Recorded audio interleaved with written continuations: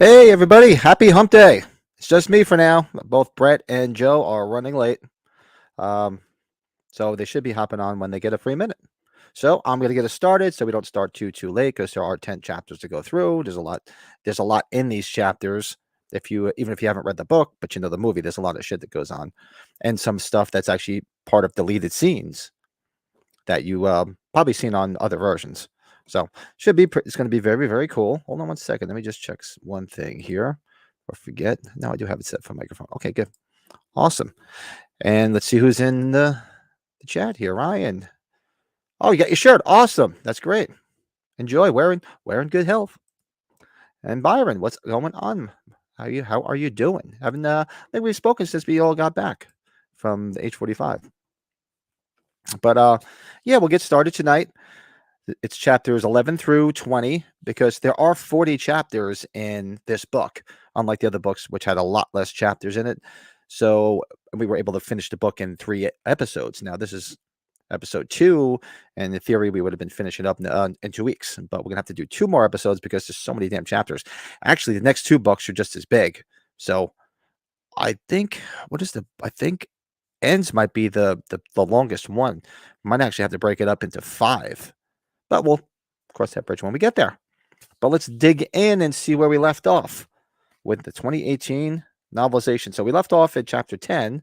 I think it's been 3 weeks now, 3 or 4 weeks. Because, yeah, it's been 3 weeks because our second week would have landed while I was out in California. So that's why we bumped it. So that's why we took a little. It's been a minute since we did this. I had to go back and refresh and see what I was doing here. But I got my notes, and let's go through with chapter 11. We'll start with, and see what do we start in chapter. What are we calling chapter 11? I have everything set up here. This will sound familiar to all you. Chapter 11 is Hawkins arrives at the bus. Yes, indeed. Oh, Mopar is in the house. What's going on? So everybody, just filtering in. We're just getting started. We're going to go start right off the bat with chapter 11. And it's pretty self-explanatory what happens in this chapter where Hawkins arrives at the bus. And let's see what's different from the novelization to the movie, rather. So basically, this is true. So this chapter actually starts with the ending of their dinner at Bellini's, where Laurie shows up drunk because she's just seen the transport bus and she's a mess. So it actually picks up with them outside when Allison actually goes outside to chase after her. So basically, this is where it picks up. She hugs Allison and said everything's okay, and Allison says, "I don't want to lose you," because she's thinking, she showed up today to give her money, and she's acting very erratic, and she's just afraid she's gonna take her own life, like she mentioned in chapter 10. So Allison invites her back to the house, and of course she declines. Allison goes back to Karen and hugs her. Laurie apologizes to Ray, and Ray asks if she's okay to drive because she's been drinking. She wants to make sure he wants to make sure she gets home in one piece because she doesn't want her drinking and driving. So this is all much more dialogue than you see actually in the film. Laurie apologizes to Ray. Ray asks if she's okay to drive. Laurie says goodbye to Cameron. And Ray pushes the issue of her being okay to drive. Says Allison loves you, so be careful because, all that's going on here. She's going to be worried that if you're drinking and driving, not only can you kill yourself, you can kill somebody else too. So Laurie's thinking back on her life, remembering that, Tommy said you can't kill the boogeyman, but she's trying to bury it. Laurie's thinking she would have not done anything differently because that's the whole thing. Like she mentions in the movie when she talks to when Allison says, "Get over it." You spent your whole life obsessed with this and nothing ever happened.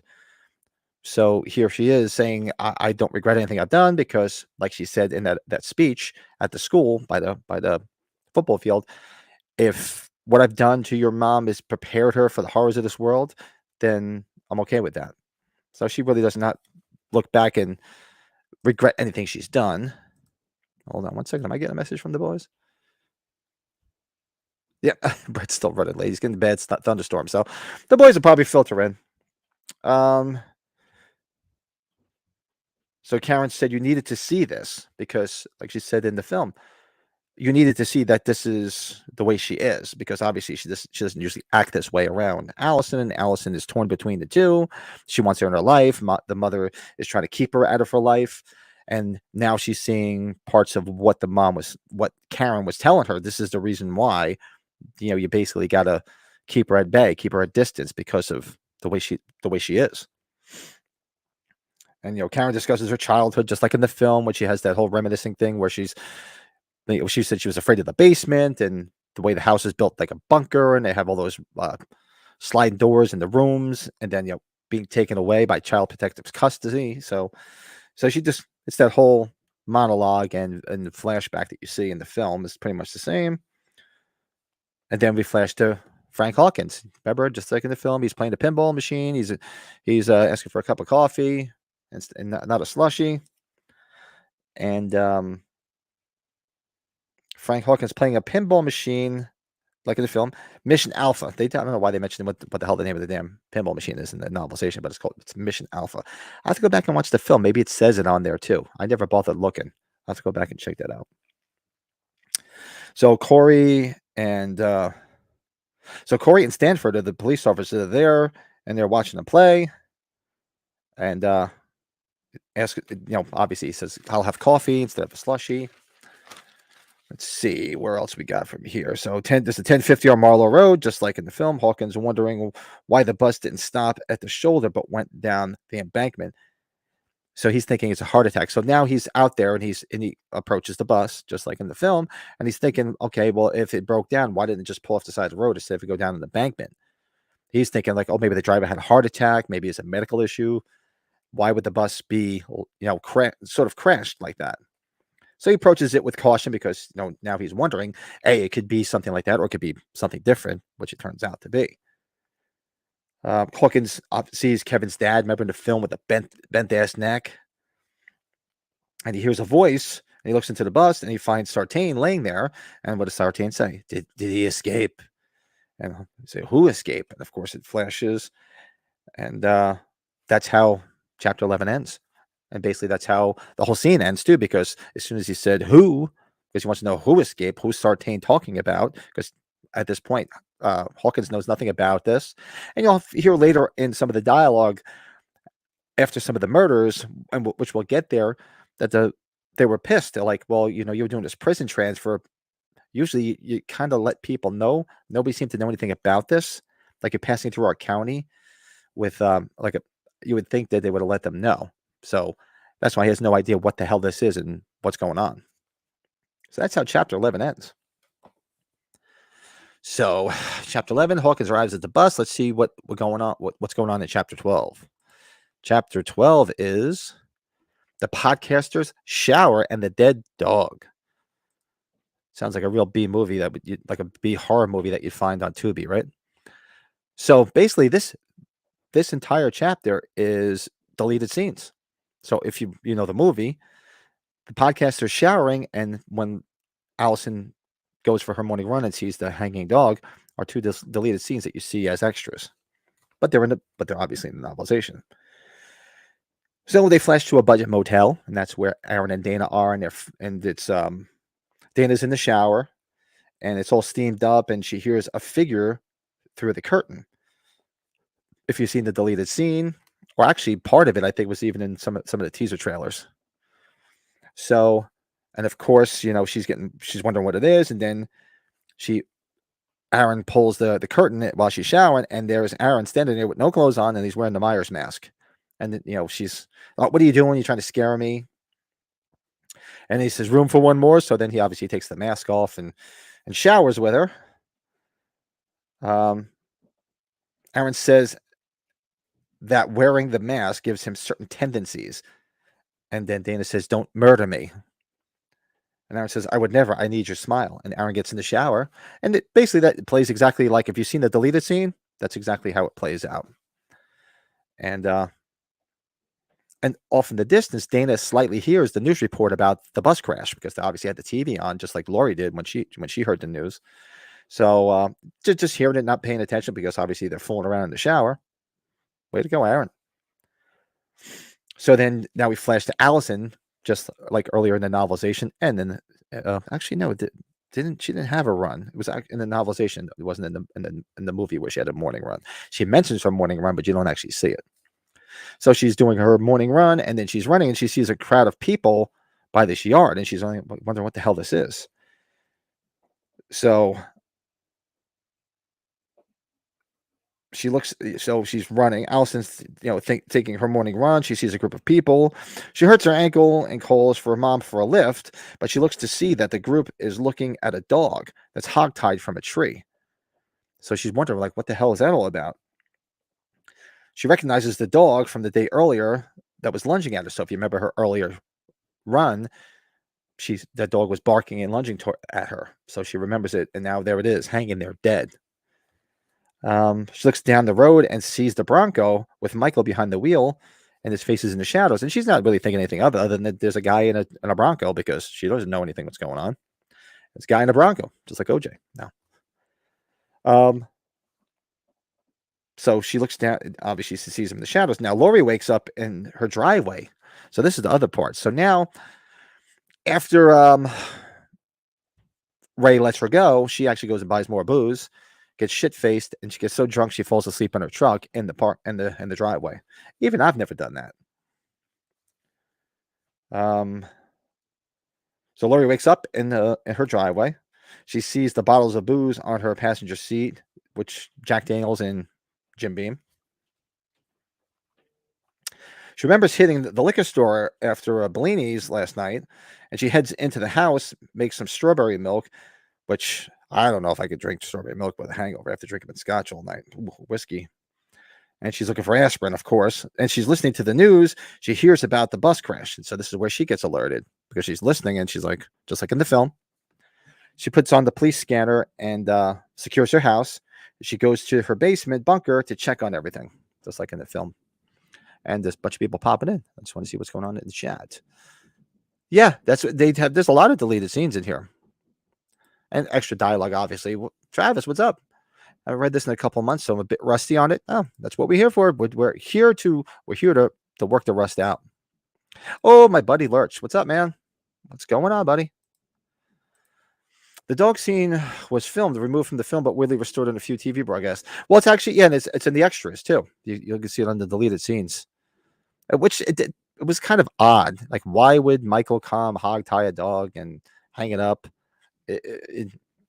I can see why they cut it, because I don't think it really belongs. The whole shower thing, okay, you could have left that. That could have been the little bit of nudity that we wanted.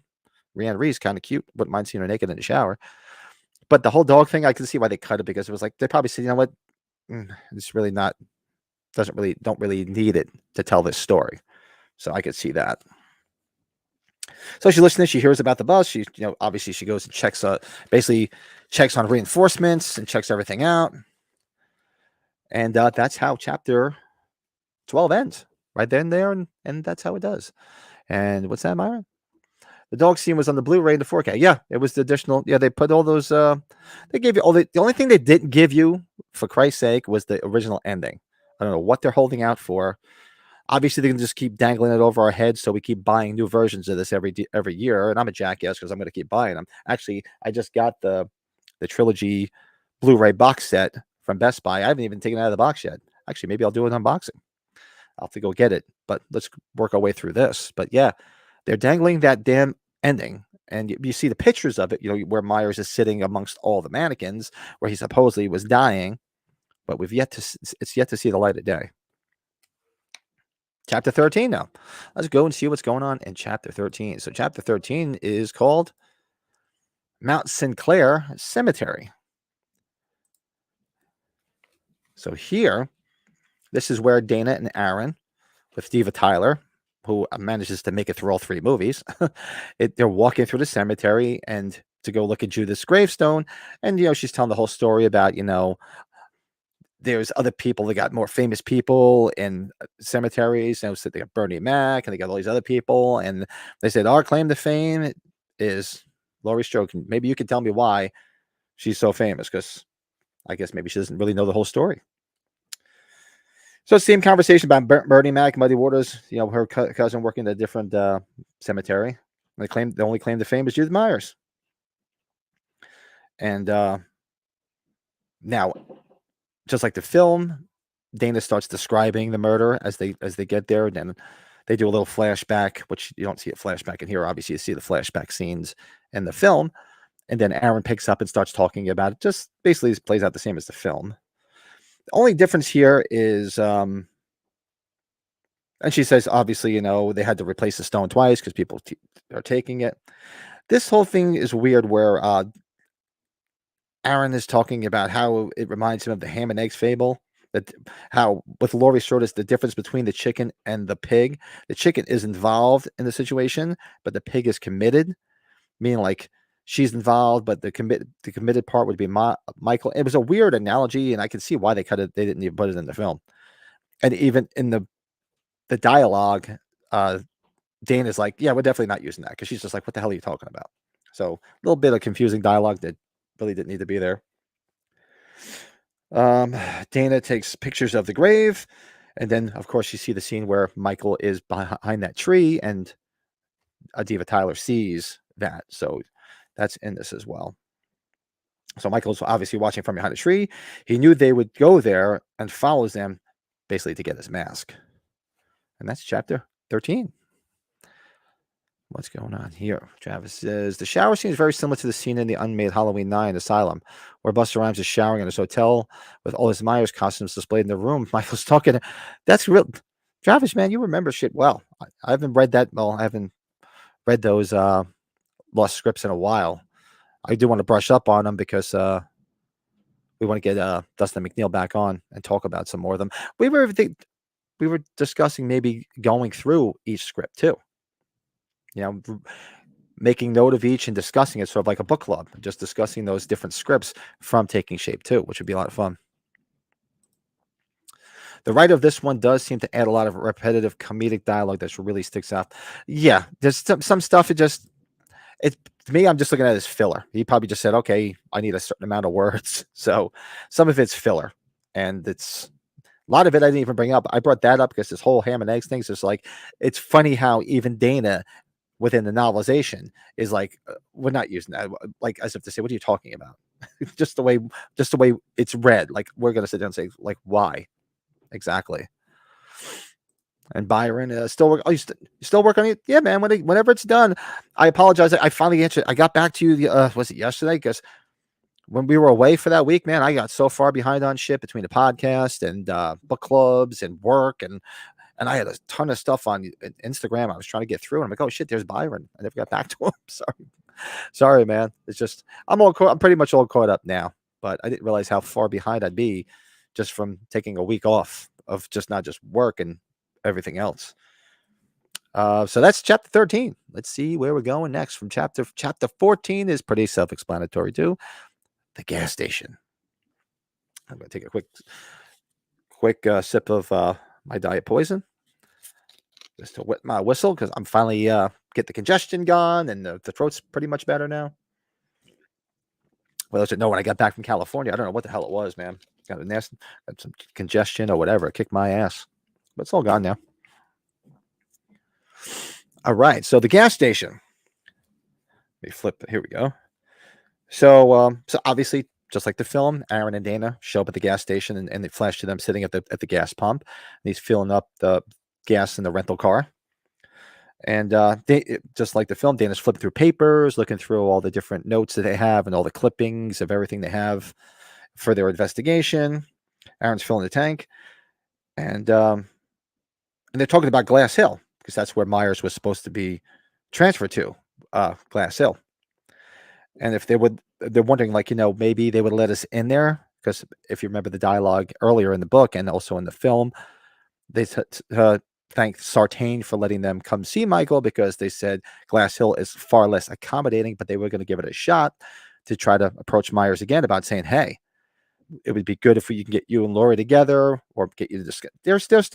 They're not giving up, put it that way. They're still pushing forward with this investigation. So they're just concerned, like, if we don't get to him soon, they're just going to basically put him in a hole to rot, which is basically what they probably were planning on doing. So then we see the Holy Apostles Resurrection Church van with the woman staring at Aaron while he's filling up, just like in the film. Michael parks he parks the Bronco, and Dana goes to use the bathroom, or the loo, as she calls it in the film. And of course, I'm sitting here trying to do a book club. I can hear my wife upstairs vacuuming, and it sounds like thunder. I hope you guys can't hear it. Dana sees the church van too, and goes inside, asks where the bathroom is. Dana enters the ladies. It's funny because in here it says the ladies' lounge, so she found that a little bit amusing. And so then she's off in the bathroom. Aaron goes inside. The reason he goes inside, if those are wondering why, because he was going to pay for the gas. So that's why he was going inside. So he goes inside to pay, and Maya should, obviously I had already come in there, because remember when Dana was coming in the background scene, when she's talking to the guy at the register, you can see him killing the mechanic in the I'm drawing a blank on it now. In the station, back in the garage. Can't even think of what the hell it was. I'm too busy listening to my wife vacuum. I'm going to kick her in the butt. So then she goes off, and then when Aaron comes in, that's when he sees everything. But meanwhile, she's in the bathroom, and this is a little bit of fun dialogue that's in the novelization that probably would have been kind of cool if it was in the film. So I know I wrote it down so I wouldn't forget. So Dana's, when she finally picks the one stall at the end, just like in the film, she's looking and she's reading the shit written on the wall inside the stall, and somebody wrote, "Amazing Grace, come sit on my face. Don't make me cry. I need your pie." So that's written on there. A little nod to Halloween too. That would have been cool if it was in the film. It would have been kind of funny. And then it makes note that she takes her Sharpie and crosses out pie and puts smile. So it says, "I need your smile," because they had the whole conversation. Now Aaron said, I could never kill you because I need your smile. So that's their little connection there. Then, of course, she hears Michael come in, just like in the film, and go through each stall. He's opening each door. And then they flash to Aaron, who finds the clerk with a smashed face. He calls for Dana. Then he sees a mechanic on the floor. Well, just like the film. Nothing really different there. And Aaron calls for Dana again. And that's actually how it ended. So they split this up into 2 different chapters. So that's how chapter 14 ends. It just ends with him calling for her, just like in the film. So that's how chapter 14's ended. What's going on in the chat? Let's see.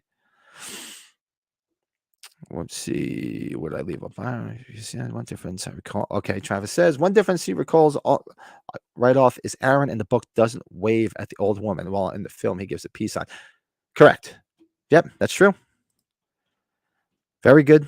Man, you remember a lot of stuff, Travis. I give you a lot of credit.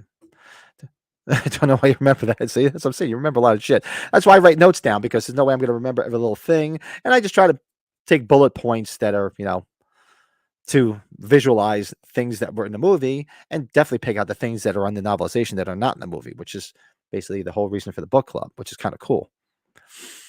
Love to see Glass Hill be shown and explored in future installments. Yeah. You know what? I remember the build up to was it Ends? Or was it Kills? There was a lot of make about the Glass Hill notion. A lot of people thought that they were going to go to Glass Hill for something, or actually, no, for Ends, thinking at the end of it that they're going to get Myers and put him in Glass Hill. There was a lot of speculation for Ends. And all 3 movies, there was a lot of speculation, a lot of channels, basically giving clickbait. So myself included, because you just want to talk, and it's fun to talk and speculate about things that are going to happen, much like I do on my what if, my Halloween what ifs, because it's fun to speculate on things that could happen, or if things happen differently, how events would have turned out. So yeah, it would be cool. Tell you, man, if they get off their ass and just do like an anthology series, or even even books, man, if they just came out with a couple of books, like some novelizations, like a series, that'd be fun too, where they talk, him in Glass Hill. They could just change things. It would be fun. There's so many possibilities. And the thing is, it's all about money for them. And I don't fault them for that, because they're in a business. So obviously, this is what the fans want, but it's got to make financial sense. We want all this stuff because we geek out on it big time, but it's got to make financial success. So something like that, like Glass Hill, while we'd love to see it, is we ever going to see the light of day? Probably not. That's what sucks. It's the price we pay for fandom. Um, yeah, follow up to ends would be cool. With that.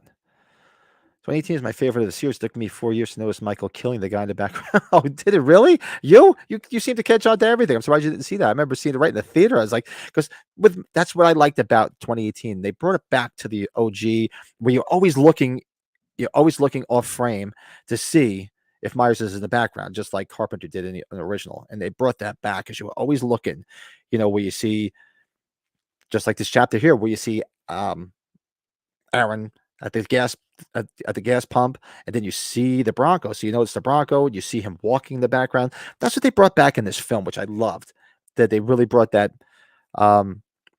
menacing thing in the background where you're always looking to see if he's in the background. One thing I did notice, because I watched one on the way back on the flight back from H45. Of course, like I haven't seen it 8,000 times already. Sitting on the plane, because from LA to Newark, New Jersey, it's about 5-hour flight, just over 5 hours. And I look at the films you can watch, and what popped up right away, Halloween 2018. I'm like, well, this is appropriate. I'm leaving the convention. Why not watch 2018? One thing I didn't notice, just like Travis has mentioned, it took him how many years to realize that Myers was in the background killing the mechanic. What the scene where Vicky is doing the dishes, which should be coming up to soon, and she's drying the knife, and then she goes outside to put the garbage out, and you're always looking at the laundry in the background, which is sort of like a flashback to Lori looking out the window and seeing the laundry hanging, and Myers staring up at her. And if you look for a quick second, if you look off to the far right, you see him back there. I never noticed that till the flight back. I'm like, and I kept rewinding. I kept scrolling back. I'm like, I never noticed he was standing back there. So I'll go back and look at, unless it's something else. Maybe it's a shadow or something, but it sure as hell looks like Myers, which would make sense because they drew so much attention to you would think he'd be there. And then at the last minute, I saw the little thing pop up. Go back and look. And maybe I'll go back and freeze frame it now that I can do it on a DVD. But it was pretty. I was shocked, just like you said. It took you 4 years to see that. It took me 5 years to see that little bit. And if that's what it is, anybody out there, if I'm crazy, maybe it was just a shadow, but it looked like Myers was there behind the curtains, like he just stepped into frame just as she was going inside. Go check it out. Or I could just be crazy. Follows up the ends. Travis says, the book confirms Aaron dies while the movie leaves. Yes, it does. Yeah, he's dead. The book does confirm it. I mean, you pretty much think, you have to take it on faith that he's going to die. It's not. This isn't Scream 6 where nobody dies. Nope, nobody dies in Scream 6. Everybody's got to live. Mortal wounds, but they still lived. Yeah, he definitely did not survive. I feel like the illustrated H1 novel, they should start doing comics and novel. They might, with all the renewed interest. I have to go order that too. I didn't order it at H45. I was spending enough money. I'm like, when I get home and I settle in, I got to do it though. Oh, the shadow. Yeah. When he's sitting on the ground by the pool. Yeah, that's actually cool. And that's what I liked about, I give David Gordon Green a lot of credit for that, for taking that bit from Carpenter and injecting it in the movies, because it's just so cool. The fool had blood pouring out of his skull by the gallon. Exactly. So everybody's like, oh, maybe he survived. Because you don't know. You got to understand one thing.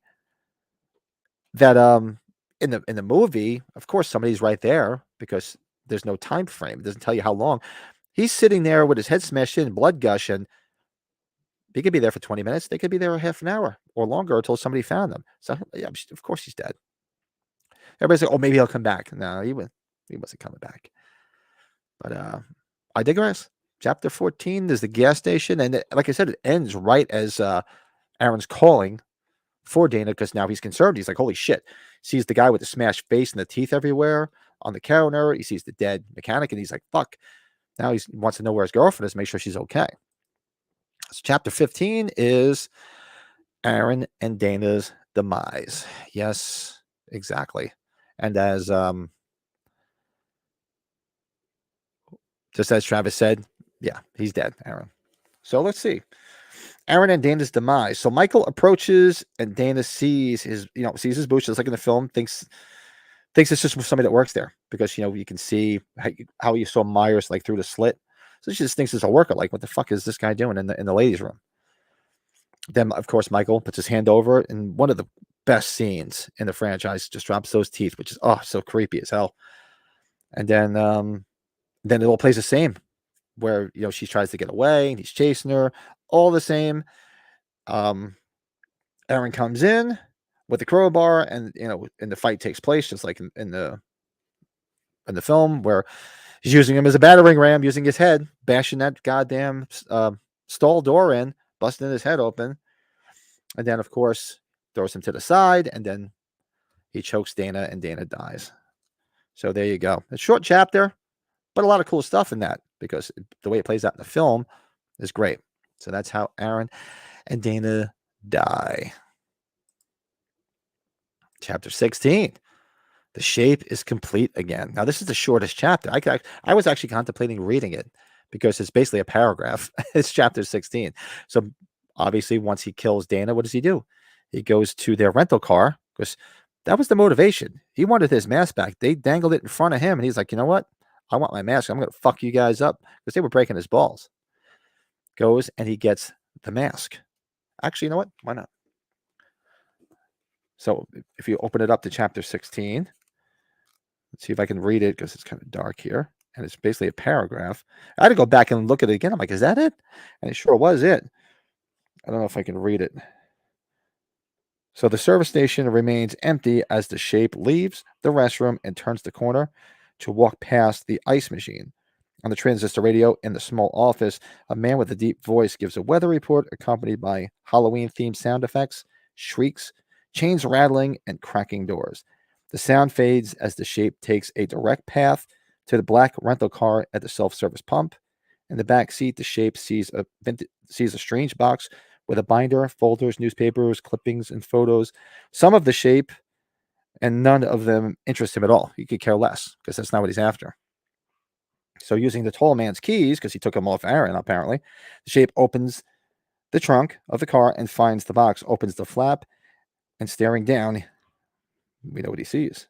The shape's hands reach into the box, gripping the mask between them, lifting it close enough to smell, staring into the eye holes. The shape turns the mask around, lifts it overhead, pulls it down, fitting it into place perfect.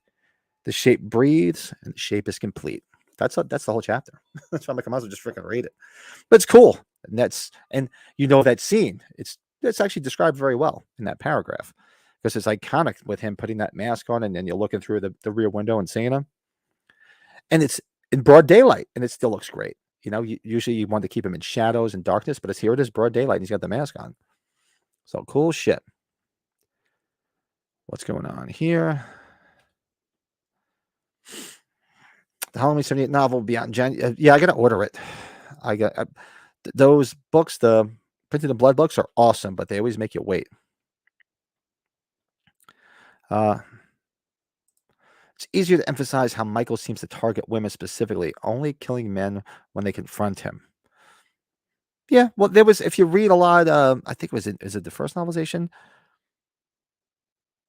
It's where it really doesn't pertain to it in this trilogy, because if you read the novelization of the first one, it's sort of like him killing Judith. It's like almost an impulse to I guess to kill women. And if you notice, the theory behind Michael is Michael really only kills what's in his way. It's not like, he just randomly kills. It's just, he whatever's in his way, or if he needs something. That's pretty much the way he kills, because people can argue, okay, then why in Halloween 2 did he kill Alice in the house when he after he took the knife from the Elrods? Because if you notice, there was a little time frame there, so I think he just needed a place to hide out because they were looking through the streets, so at least he can buy some time. So he had it off her. Walked into the Elrods, took the knife. Why didn't he kill them? Well, because he got what he needed. They weren't in his way. Just moved along. So if it's in his way, or if he needs something, just like in 2018 with that long tracking shot, which was a callback to the Elrod scene, took the hammer because he wanted to get in the house. Because what did he want? He wanted that knife. So he killed her, took the knife, and left. So it's always if you're in his path or if he needs something, pretty much. I mean, it's not to say he doesn't kill people, and that's more for effect. Where if there's a random killing, it's just part of the movie. But in theory, that was the way he was split. As far as what I've always thought is he was built that way. What sad Travis is. There's the weird detail of the old woman from the church staring at Michael while he puts his mask on, as if she knows she's looking. Yeah, it's true. And it's weird because they make notice of the look on the woman's face in the film. You know, she's like looking back and forth, like, like wonder, because she's basically wondering probably why is this guy walking around in a gown? I mean, it's not the type of clothes you would wear. It's obviously something weird because you see somebody in like white pants and like something like that, you tend to think like, okay, this person in a hospital, mental institution. So I think that's why they kept focusing on her face in the film. I remember in the theater as he was putting his mask on, my whole theater was going, ooh. I was too. My jaw was like, yeah. I was like, yes, he's got his mask back.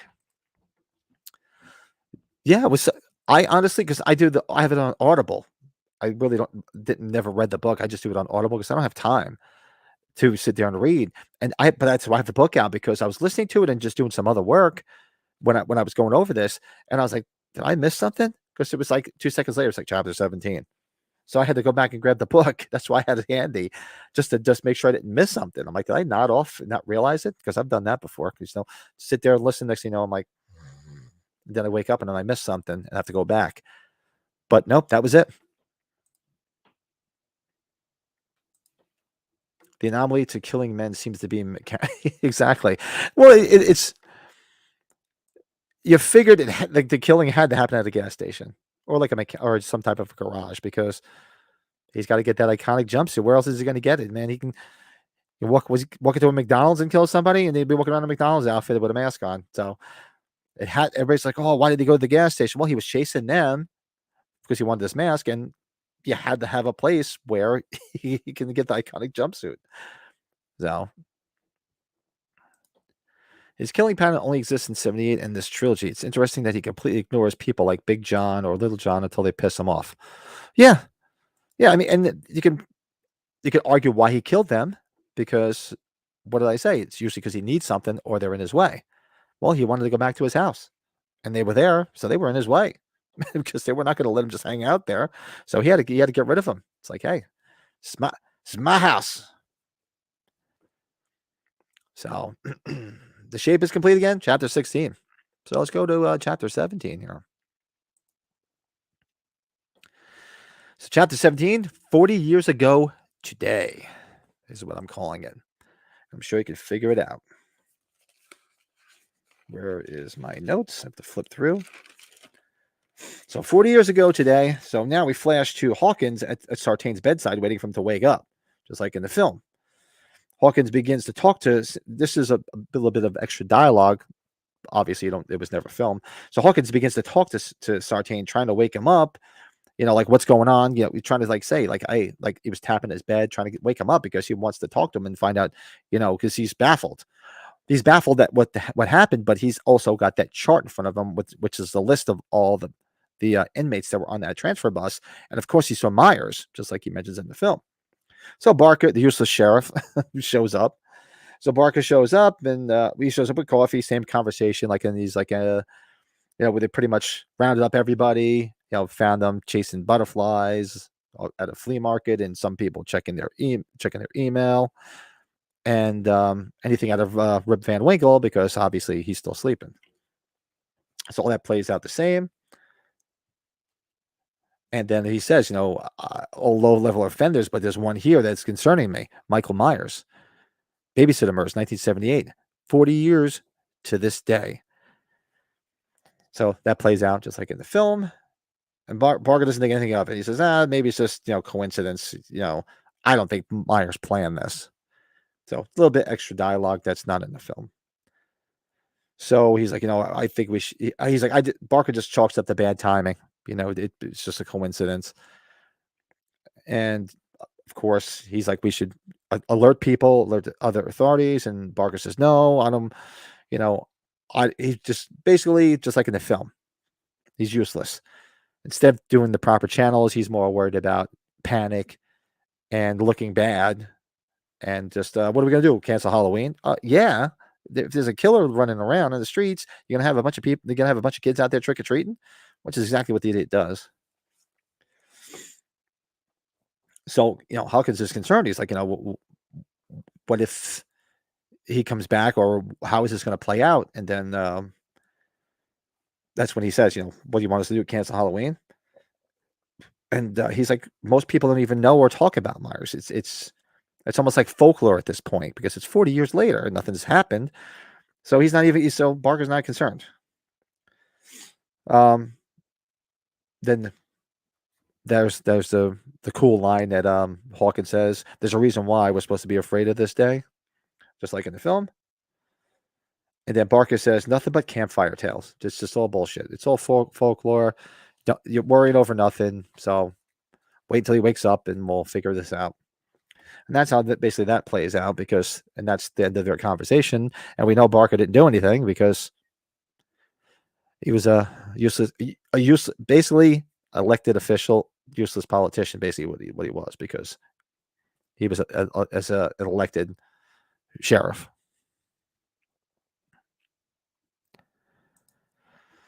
Kind of reminded Travis of the paramedics talking near Michael, waking him from his coma. Hawkins mentioned how Sartain may be absorbing everything he hears.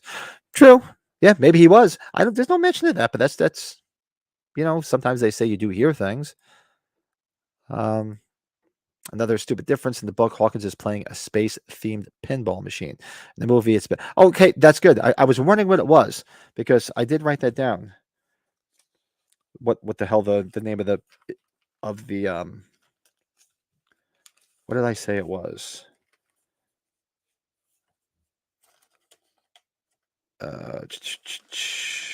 Yeah, I said it was, here the machine is called Mission Alpha. But I was wondering, I'm like, shit, is that what it said in the film? But now you just answered my question for me. Thanks, Travis. That's the Back to the Future machine. Didn't realize that. Which I guess is kind of a little double entendre because Back to the Future, because now we're back to the future in the series. Right. If only Barker died. Yeah, exactly. He was just completely useless. Exactly. And that's what everybody's biggest complaint was about this trilogy, that Hawkins should have been the sheriff. But I guess you kind of needed a buffoon to sort of make the incorrect decisions to make all these events happen the way they happened, because obviously Hawkins would have took a different approach, which had been more cautious, and maybe the things wouldn't have played out as much. So you kind of needed just like you kind of needed him to be almost like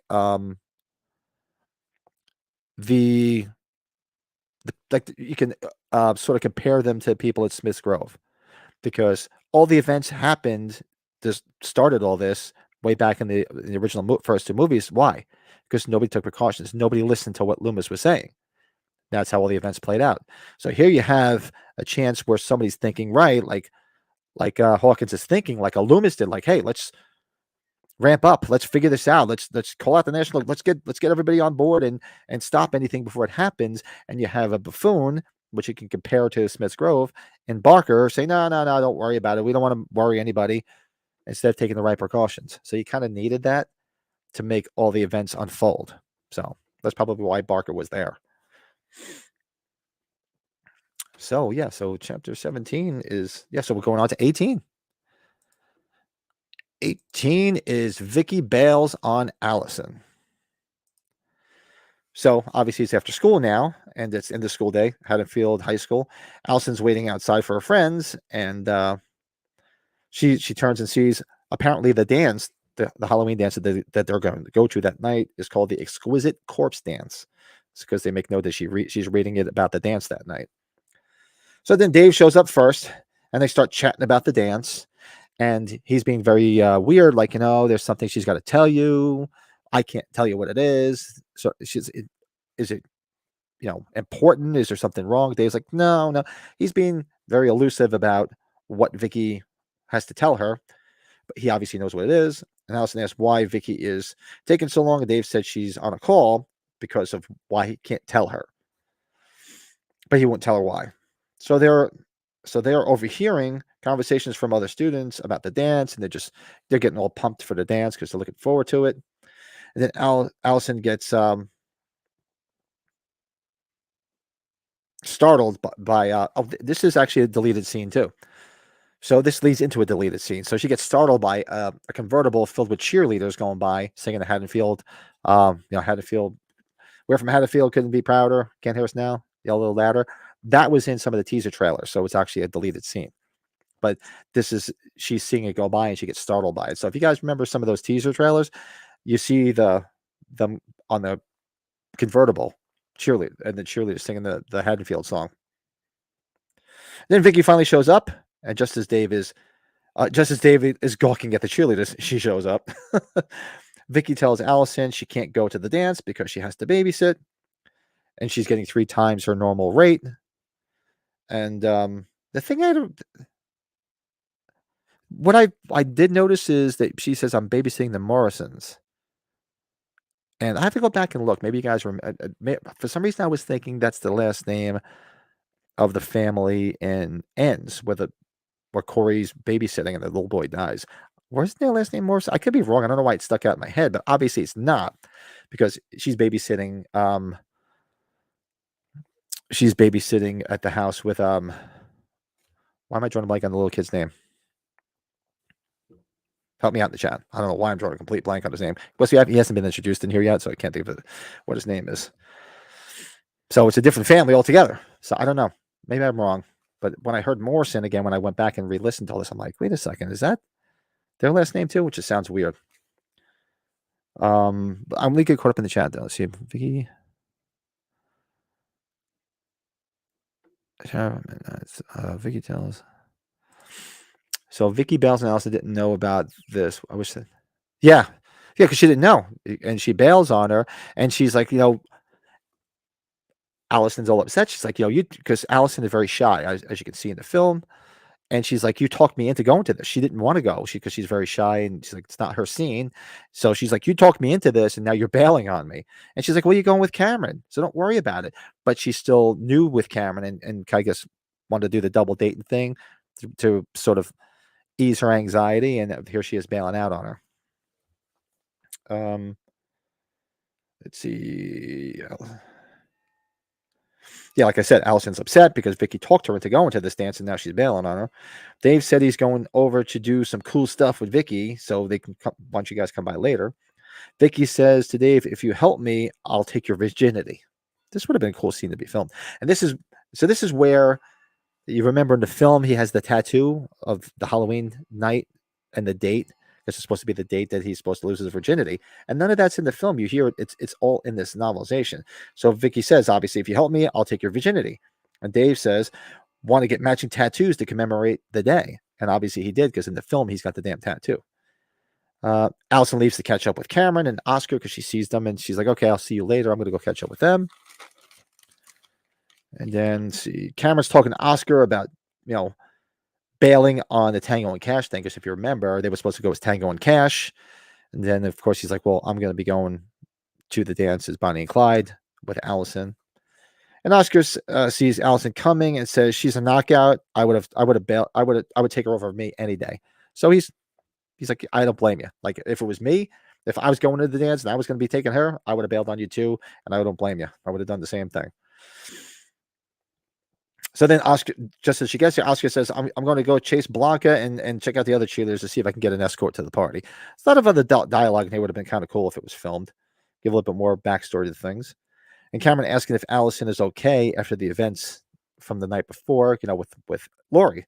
Because now it's the next day. And Allison saying she was raised as a reaction. This is actually pretty cool how she says, Allison says she was raised as a reaction to the way her mother was raised, all because of the events of 1978. So her mother raised her a specific way, which is the complete polar opposite of the way Lori raised her, because for that specific reason, because of what she went through as a kid. She didn't want her kid to go through any of that shit.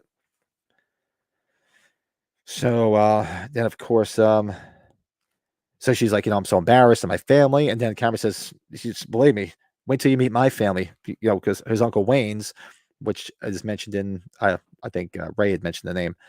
He's like, Cameron says, your grandmother has nothing compared on his Uncle Wayne's because of the Elam family, reputation.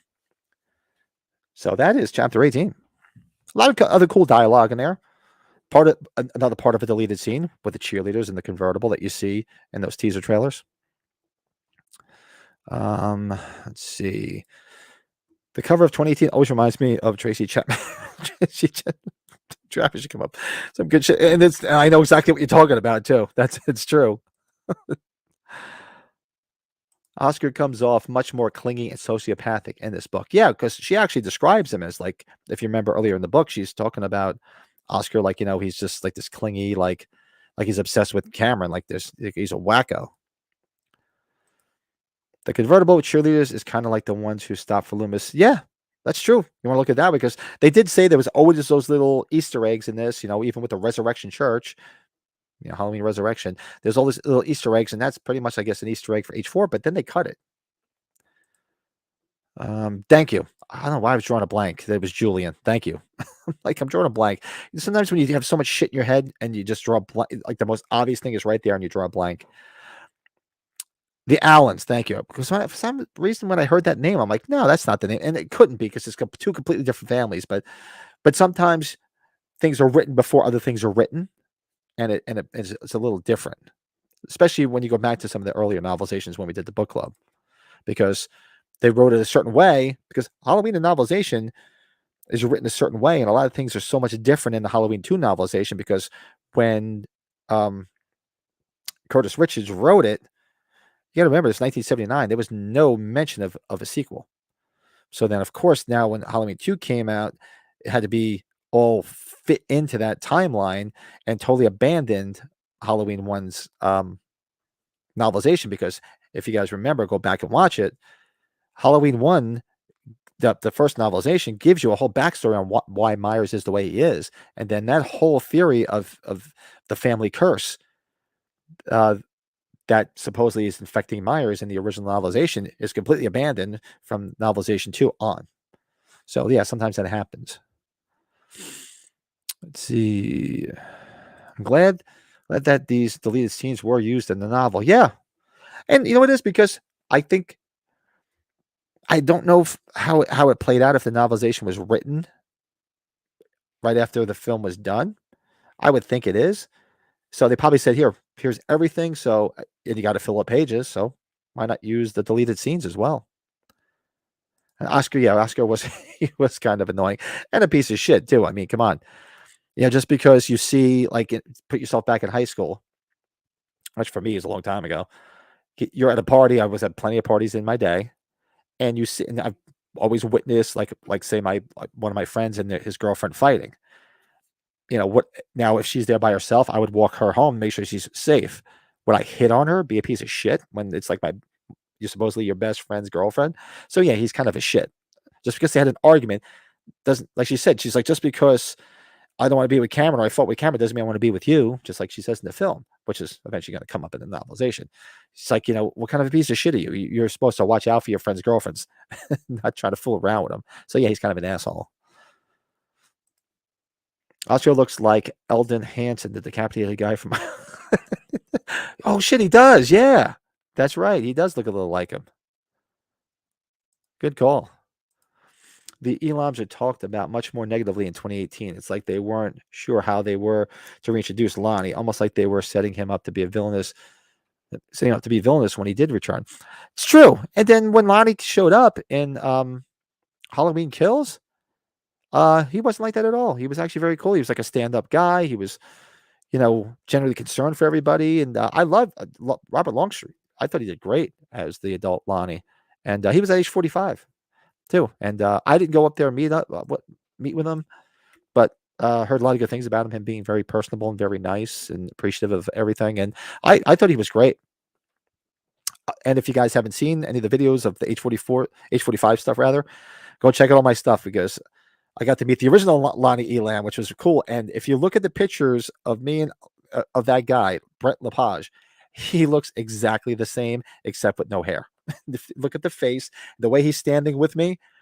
Even my wife, yeah, she knows the movie, but she doesn't know all the nooks and crannies like we all do as wackos. She's like, "Oh my god, he looks exactly the same, except he doesn't have any hair." So it's pretty cool. Honestly, he's not an actor anymore. If they would have brought him back, I mean, obviously they probably wouldn't have brought him back because he doesn't act anymore. But they would have been like, "Wow, he looks exactly the same." Um, these scenes allow for more breathing time, but the final film does an excellent job at presenting them as human beings with layers. Yeah, because obviously we don't want a 3-hour movie. I mean, us Halloween fans would take it. I mean, because this was almost 2 hours anyway. We would take it. But yeah, so I think they made the right choice of pulling certain things out because it still was able to tell the story without them. While there are some things that would have been cool to be left in there. So that's why sort of like have a hybrid of the film where it's cool that they have these releases where they'll show you the film and then you can click on the extras and see the deleted scenes. Well, why don't you just give me a version with all the scenes in it? So I don't have to keep going back and forth. Let it flow the way you intended it to be, because now we want to see those. We could still have a version of the actual theatrical cut, but just throw everything in there so we can watch it start to finish. So that would be something cool. Let's see. Oscar is definitely not Allison's type. I could tell because of how he was acting towards Al. Yeah, definitely not. The dialogue is there in the novelization earlier, where she could tell she was sort of said he's like a creep, like a creeper.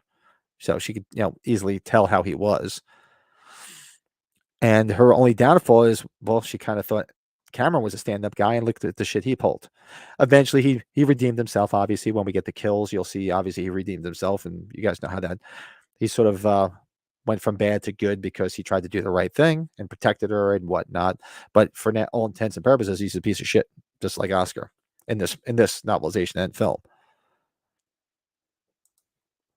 Now, Corey Cunningham, on the other hand, we will cross that bridge. Yeah, we're going to get there, Byron. Oh, yeah, we're going to get there. And if you've read the Ends novelization, albeit it's a lot better than the film, because there's a lot more Myers in that novelization that's actually really cool stuff that they should have filmed and had less Corey. Like if you had Corey emulating Myers and like almost in tandem with him, and had more Myers than Corey, and where they met at the end, it might have been okay, But to basically turn it upside down and make it the Corey story was a bad move, especially if you read the novelization of Ends and see how much more Myers there's actually in that novelization that they really should have put on screen. So, and we'll get to that eventually because we figure after this we'll do 2 more episodes. So basically by I guess mid to late November, we'll probably be starting Ends, just in time for Christmas. Let's see. I do think Kills should have had Lonnie bullying the kids instead of the other way around. Then he sees Myers and it messes him up. That could have been a way to go. Yeah. I guess they wanted this. When you get to see, Travis, did you read Kills? The novelization of Kills? There's a lot more backstory to Lonnie that they don't show in Kills. That he wrote a book about his experience with him, and he's sort of known as being a little bit of a wacko. So there is all that in the novelization. They just don't put it on the screen. So I don't know if you read the novelization yet. Obviously, we're going to get to it, but yeah, there's a lot more backstory, a lot more to Lonnie in the novelization than you show on screen, which hints at the old Lonnie more so than what you saw on screen.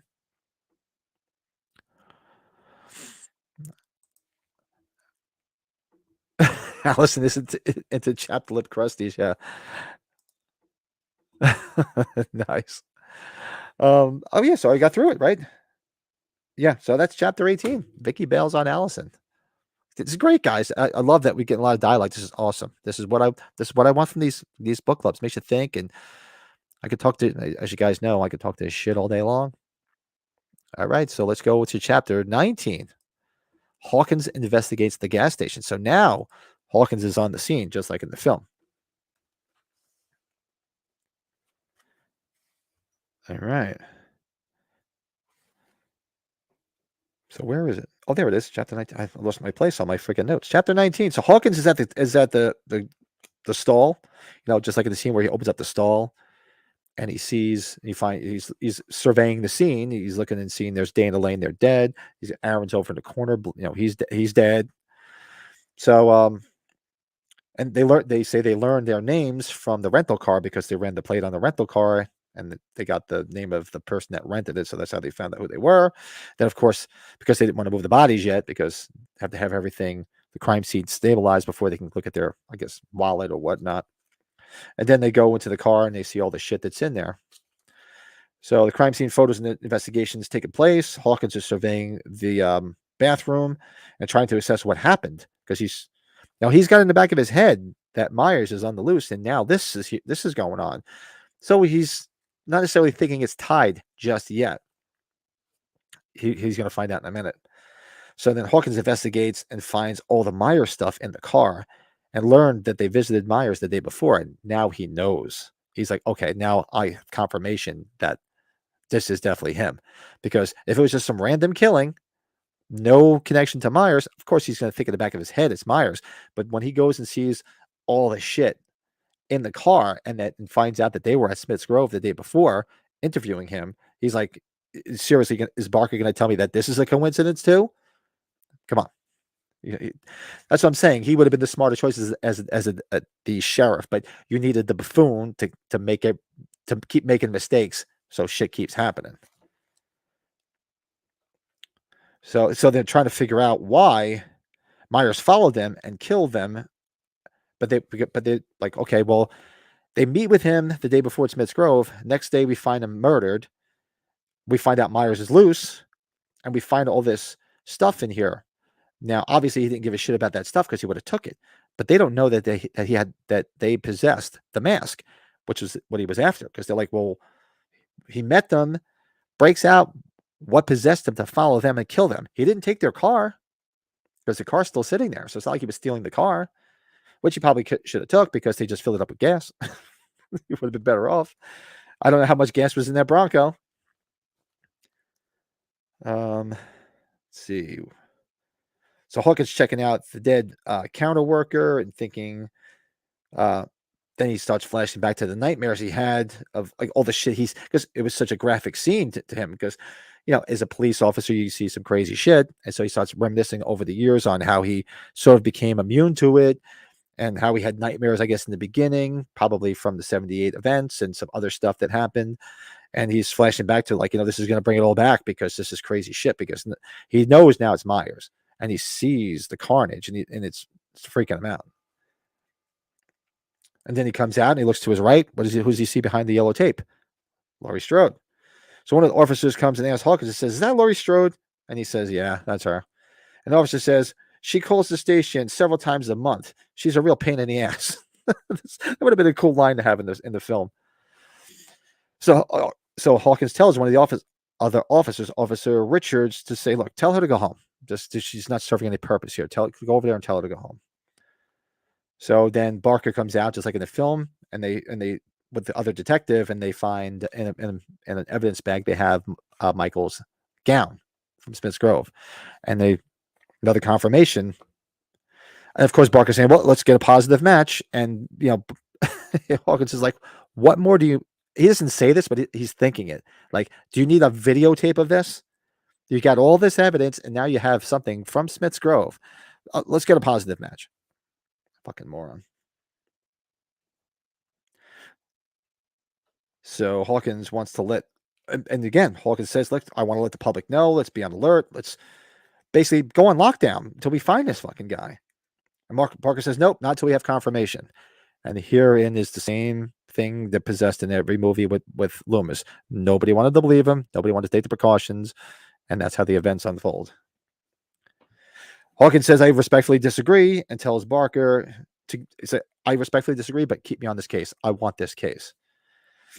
So we have one order of business, and that's to hunt this down, which he says in the film. There you go. See what's going on in the chat. See if it's moving along.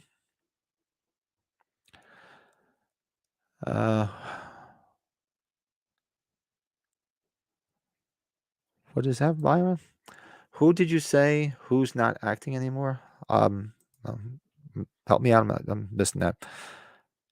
Oh, when I was talking about Lonnie, the original Lonnie Elam, when I met him at age 45, very nice guy. Looks exactly the same as he did as a kid, except with that hair.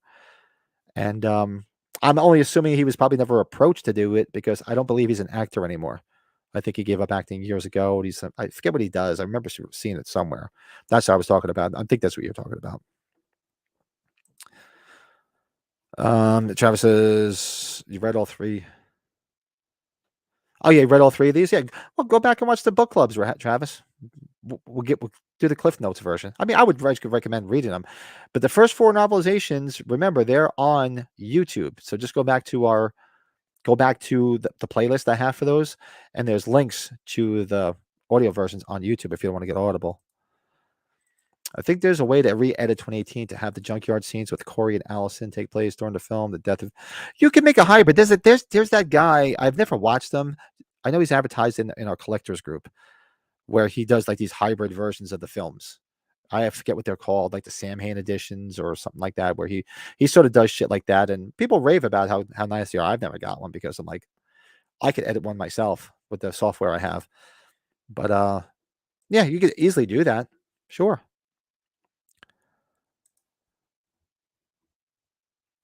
Yeah, that's true.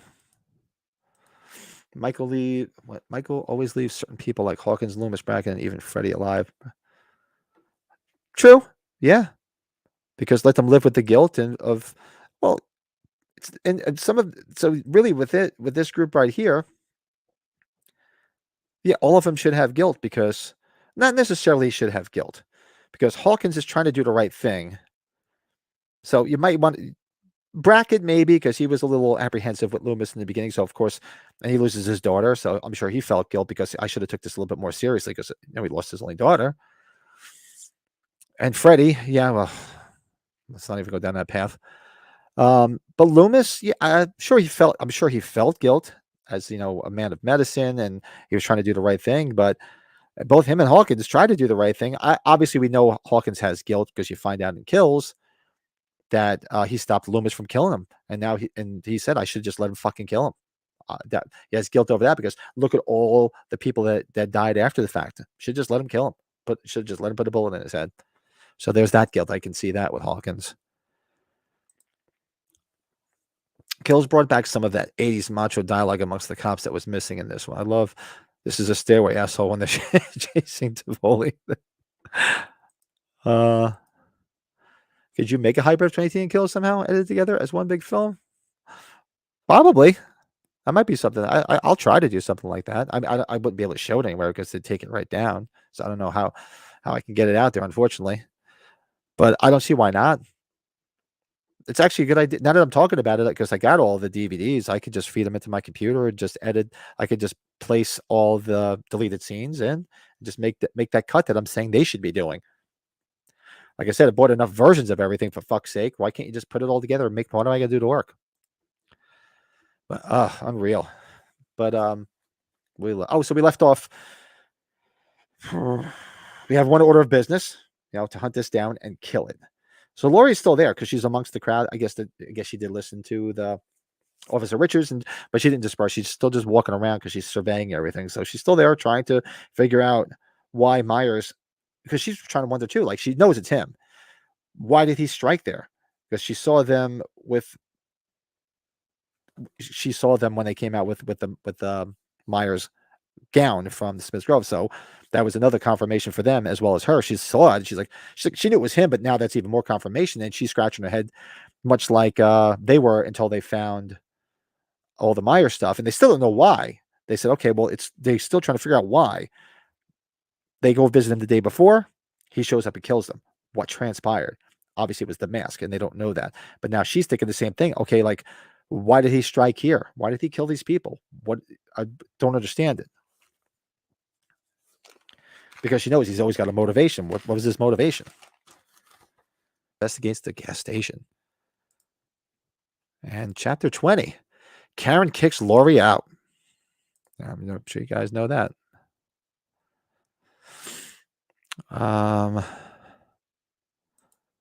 All three. I have. You know what? It's funny. I when I watch the movies, I only watch them in Blu-ray. One thing I don't have a 4K player yet. Believe it or not. So I've not watched it in 4K. It's just Blu-ray player. One of these days I got to get one. That's how I make the Freddy and Michael scene less stupid in your head. Freddy lays out the plan and tells Michael where his wife is so he can kill her. Michael is like, "Thanks, Dick." I'm in front of editing shit too, so I could do it, but I'm too lazy. I would do it, but it would just be for myself because I wouldn't put it out there. I don't like the guy that makes I don't know who he is. Shout out to him. I have nothing against him, but I don't know how he get away with it because it's basically pirating. I don't understand it. You know, the only way I would be able to, the only thing I would do is put it on my YouTube channel, but it would get taken right down for copyright. So I don't know. Yes, that's where we're going. Bang, you're dead. So Karen kicks Lori out. So obviously the scene where Karen comes home, she's got groceries and she goes in the house. There's a little bit of extra dialogue where she's driving through the neighborhood and she's seeing the trick-or-treaters. And of course, you know, she's an idiot wearing that stupid freaking Christmas sweater because she's anti-Halloween because of all the shit she's gone through with Lori. So, and then she pulls in, and then just as she pulls in, she gets startled because some kid comes and smacks the back of the trunk of her car and says, "Trick or treat," dresses like a ghoul, you know, just to do a trick for trick or treat. So she doesn't think anything of it. But then she gets out and there's a family going by and they see her, which I think they believe they know. And they're like, "Oh, trick or treat." She's like, "Yeah, trick or treat," because she doesn't celebrate. That's why she's wearing a Christmas sweater. So then she goes inside. Scene plays the same where she goes inside and she's like, it's very quiet. She doesn't hear, she hears something upstairs, but then she's calling for Ray. And then of course Ray comes in just like in the scene, but they're hearing something upstairs and she's pointing like to him, like, so as they walk over, that's when Lori comes and says, just like Travis says, "Bang, you're dead." And it's all the same thing, the same dialogue. There's really no other difference. Where she says, you know, how you're so stupid. You know, there's no alarm, there's no cameras, you know, you're not protecting yourself. This is how I raised you. And of course, Ray's getting pissed because he sees her waving the gun. He's like, "Give me the gun. This is my house. I can protect everybody. I know jujitsu," or whatever the fuck he says, or judo rather.